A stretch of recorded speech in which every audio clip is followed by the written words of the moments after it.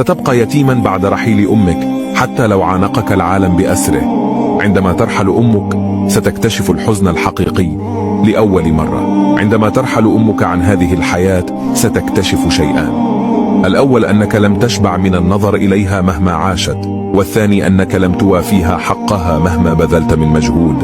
واعلم أنك عندما تضع أمك في القبر وتحثو عليها التراب، فاعلم أنك قد دفنت آخر امرأة كانت تحبك أكثر من حبها لنفسها، وكانت تعطيك دون مقابل، وتكرمك وتنتظرك دون أن تنتظر منك أي شيء.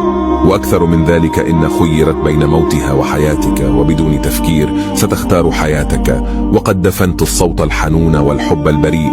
اللهم ارحم جميع أمهات المسلمين، وبارك في من لا يزلن على قيد الحياة، وارحم جميع أموات المسلمين يا رب العالمين. إذا أعجبك الفيديو اترك إعجاب وتعليق، وشارك الفيديو مع أصدقائك دعما لي، وتابعني للمزيد من القصص الجميلة. وشكرا لك يا صديقي.